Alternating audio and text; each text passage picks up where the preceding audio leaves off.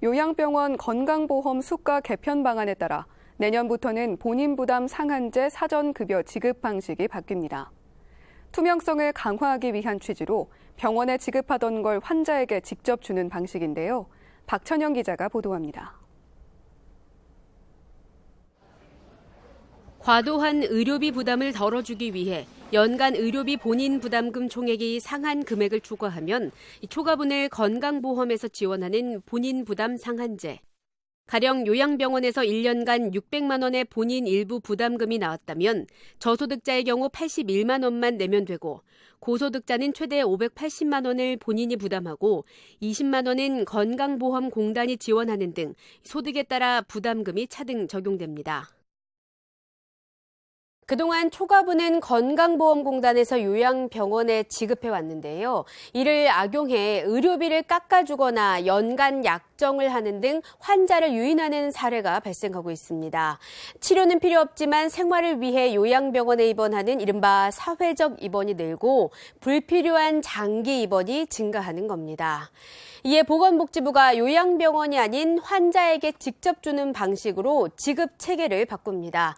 환자들은 우선 병원비를 낸 뒤 공단에서 월 단위로 초과금 신청을 안내해 주면 전화로 신청하면 되는데요. 변경된 지급 방식은 내년 1월 1일부터 적용됩니다. 아프리카 돼지열병은 지난 9월 파주에서 처음으로 발생했습니다. 이후 김포와 강화, 연천 등 경기 북부 권역에서 집중적으로 발병해 248개 농가에서 38만 마리의 돼지가 살처분됐습니다. 방역하는 과정에서 살처분과 이동 제한 등 양돈 농가 피해가 이만저만이 아닙니다. 농림축산식품부는 관련 법령 개정안을 시행해 농가와 지자체 지원을 강화할 예정인데요. 기존에 6개월까지만 지원하던 농가 생계 안정 비용을 6개월분 이상까지 지원하고 살처분 처리에 드는 비용은 기존엔 지자체가 전액 부담했는데 절반을 국비로 지원합니다. 지원 시점은 지난 9월 16일 이후부터 소급 적용됩니다. 우리나라 국민 10명 중 3명은 고령자나 장애인, 임신부 등 교통약자에 속합니다. 최근 여객시설의 교통약자 배려는 많이 나아졌지만 시민들은 여전히 불편함을 호소하고 있습니다.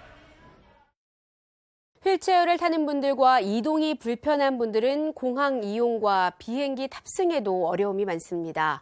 국토교통부가 교통약자의 비행기 탑승이 보다 안전하고 편리해질 수 있도록 관련 개정안을 입법 예고했는데요.